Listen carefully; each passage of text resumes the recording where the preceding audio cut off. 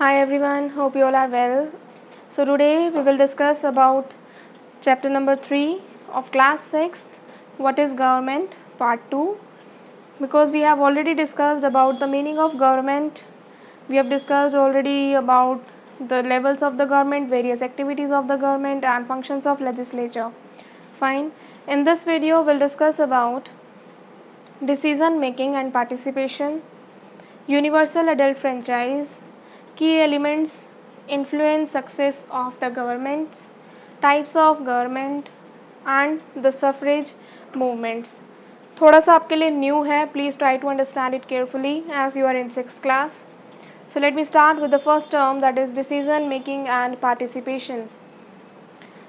First we'll learn about the main function of the government is to make laws. Government का पहला function क्या है? Make the laws as we are living democratic country. ठीक है, we have democracy in India. इसका मतलब हम समझेंगे कि हाँ, हम अपने रिप्रेजेंटेटिव को चुनते हैं.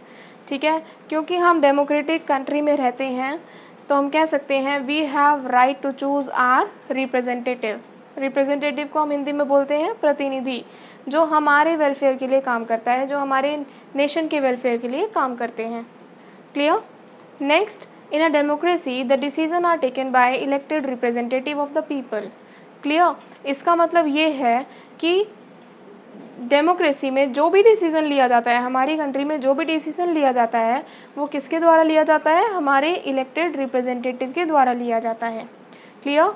और इसीलिए हम कह सकते हैं कि हम भी कहीं ना कहीं इसके हकदार होते हैं और इसकी भागीदारी होते हैं. We are also part of collective decision process. How? Via election procedure. ठीक है, हम इलेक्ट करते हैं, हम अपने प्रतिनिधि को चुनते हैं और वो प्रतिनिधि हमारे लिए डिसीजन लेता है. क्लियर? और अगर हम उन्हें नहीं चूज़ करेंगे तो obviously that person will not be considered himself और हरसेल्फ एज रिप्रेजेंटेटिव. ठीक है, हमने उन्हें चुना, that's why they are working for our welfare. Easy. And only for that, because of that our government is running smoothly. ठीक है, they all are collectively decision makers. ठीक है, ये सब डिसीजन लेते हैं और हमारी राय को ध्यान में रखते हुए डिसीजंस को लेते हैं. Clear? It also shows the unity in diversity. How? क्योंकि we are not creating any discrimination through election procedure, because everybody has the right to vote without any discrimination. Doesn't matter that person is belonging from which caste, which gender, or his rich or poor, illiterate or literate, nothing. We all have right to vote. तो hopefully आपको ये समझ आ गया होगा. It's a first slide of this video that we have studied decision making and participating. Fine. Next we will study about universal adult franchise. आप थोड़ा, आपके लिए ये भी नया होगा as you are in 6th class. अगर आपको यहाँ पे ही क्लियर हो जाएगा तो it will be totally easy for you to understand in 7th standard and 8th standard also. So universal adult franchise means, हमने इसमें पहले पढ़ेंगे मीनिंग ऑफ फ्रेंचाइज. इसका मतलब क्या होता है? राइट टू वोट, वोट देने का अधिकार. Clear? Next, it is important requirement for a successful democracy. Obviously if you people has the right to vote, तो ये बहुत हमारी डेमोक्रेटिक कंट्री के लिए बहुत अच्छा होगा. It's a essential feature for our successful democracy. Clear? When this right is available to all the adults, it is called universal adult franchise. और अडल्ट कब हो जाते हैं हम? Yes, the person is having the age of 18 has the right to vote. After 18 no discrimination will be there and you are definitely has the right to vote. Clear? अगर हमने उसमें adult डाल दिया तो term will be used universal adult franchise. Easy. So why this right is needed? ऐसा क्यों ज़रूरी है? Number 1, it shows obviously it establish political equality, क्योंकि you all are having equal right to vote. Clear? Next, democracy is defined as the government of the people, for the people and by the people. ये term थोड़ा easy भी है, ये आपको याद रखनी होगी कि सरकार हमारे लिए है. ठीक है, हमारी है और हमने ही उसे बनाया है. क्लियर? तो that's why we can consider it's a definition of democracy also. Clear? Government is collectively responsible to all people who have elected it to power. Obviously सरकार जितने भी हमारे वेलफेयर के लिए डिसीजन लेती है, it's always collectively responsible for every decision and that government should also be answerable for every decision, क्योंकि हमने उन्हें चुना है और उन्हें जो भी डिसीजन लिया होगा उन्हें उसके लिए आंसरेबल होना पड़ता है। क्लियर? नेक्स्ट, की elements influencing success of the government. यहाँ पे मैं आपको 3 फैक्टर्स बताऊंगी कि हमारी जो गवर्नमेंट है इतना सक्सेस कैसे रहती है, इसके लिए क्या राज है, क्या कौन सी की एलिमेंट्स को हम रखते हैं। 3 factors are there. Number 1 is active participation. आपको अपनी एज अ जनता आपको अवेयर होना चाहिए कि आप किसको वोट दे रहे हो, ठीक है। So you should B have an active participation in election procedure. आपको पॉलिटिकल नॉलेज होनी चाहिए कहीं ना कहीं। Next, free and fair elections. कोई भी आकर कोई भी पार्टी कभी भी अपने आप को गवर्नमेंट घोषित नहीं कर सकती कि हाँ हमारी सरकार है, नहीं। तो फ्री एंड फेयर इलेक्शंस होते हैं वो हम लोगों के लिए ही होते हैं, जनता के लिए होते हैं। जनता अपनी राय देती है, अपना ओपिनियन देती है और अपने ओपिनियन के बेस पर वो वोट देती है और अपने रिप्रेजेंटेटिव को चूज़ करती है and that representative will be responsible for our welfare basically. Clear? Next, should not be any discrimination against any citizen. ठीक है, इलेक्शंस होंगे, you all have right to vote. After इतना ही क्राइटेरिया है basic सा कि you should be having the age of 18 और above. Clear? And this picture is showing the example of gender equality कि doesn't matter you are male और female, आपको vote देने का अधिकार है। Easy? So it is all about the key elements influencing success of the government.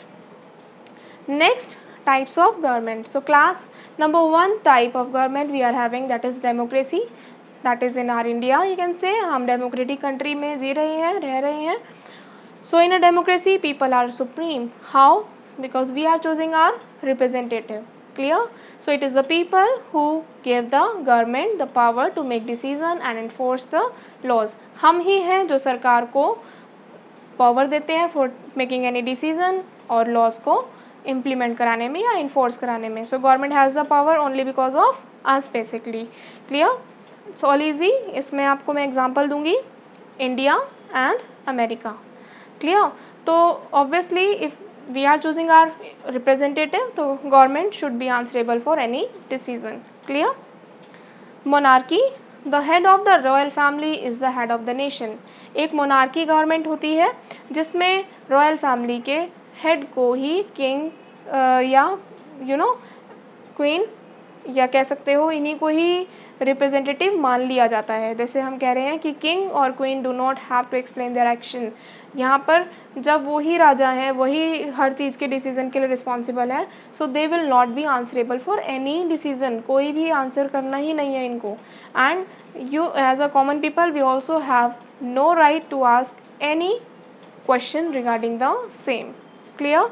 इसका example दे रखा है यहाँ पे, Queen Elizabeth of England, Saudi Arabia and Jordan. ठीक है, ये कुछ ऐसी कंट्रीज़ हैं जहाँ पे मोनार्की गवर्नमेंट को फॉलो किया जाता है. इजी. नेक्स्ट आएगा आपका डिक्टेटरशिप. इसमें क्या होता है, power will be on single hand. So people have no right and all the powers rest in the hand of one man. ठीक है, that is there is a single ruler with absolute power and most dictator gain power either through a military takeover or by seizing leadership from an existing rulers. ठीक है, इनकी कोई ना कोई power इनकी होगी जिसके बेस पर ये अपने आप को वहाँ के हेड मान लेते हैं अपने नेशन के. ठीक है, जैसे एग्जांपल दिया यहाँ पे Pervez Musharraf of Pakistan and Saddam Hussein of Iraq. Easy. And in monarchy also one point I forgot to tell you that the king or the queen do not have to explain their action, that I told you earlier also. और एक होता है इसमें कि कोई भी जब ये डिसीजन लेते हैं for running the country, they will take the decision with the help of small group of ministers of और एडवाइज़र. इनके पास मिनिस्टर्स और एडवाइज़र्स होते हैं जो इनको कहीं ना कहीं हेल्प करते हैं for making the decision. Clear? So it's all about the types of government. Last point of this chapter is the suffrage movement, women's right to vote. इसके आपको यहीं से ही पता चल गया होगा कि सफरेज मूवमेंट था, ये जब चलाया गया था, it was movement by the running by the women's because they wanted to write the votes, because earlier women had no right to vote, and this movement is called women suffrage movement. Clear? क्योंकि पहले के ज़माने में women's को right नहीं दिया जाता था वोट देने का। क्लियर? तो इन्होंने ये मूवमेंट को स्टार्ट किया जिसमें इन्होंने नाम दे दिया द सफरेज मूवमेंट। क्लियर? यहाँ से आपको पढ़ के समझ आ जाएगा कि word suffrage means the right that people have to vote in order to their elect their representative, कि हमें वोट देने का अधिकार होना चाहिए और हमें अपने रिप्रेजेंटेटिव को चुनने का राइट होना चाहिए। ठीक है? So women and the poor were not given the right to vote for a long time, but जब हमने अगर हम बात करें ब्रिटेन की, तो ये मूवमेंट को स्टार्ट कर दिया गया था 1848 में अमेरिका में, और ब्रिटेन में ये हुआ था 1870s में। क्लियर? तो ऐसे धीरे धीरे ये मूवमेंट का कहीं ना कहीं इम्पैक्ट आने लगा, लोग थोड़े से अवेयर होने लगे। So as you can see in a present days that womens are also has the right to vote. Clear? So it is all about the government. आगे आने वाले चैप्टर्स में हम इनके बहुत सारे अदर टर्म्स पढ़ेंगे, हम इनकी लाइक यू नो पंचायती राज के बारे में पढ़ेंगे, हम लेवल्स ऑफ द गवर्नमेंट हमने थोड़ा थोड़ा यहाँ पे बताया है, इनको पूरा डिटेल में हम आने वाले चैप्टर्स में पढ़ेंगे। Clear? Till then please go through with this both videos and be safe. Thank you.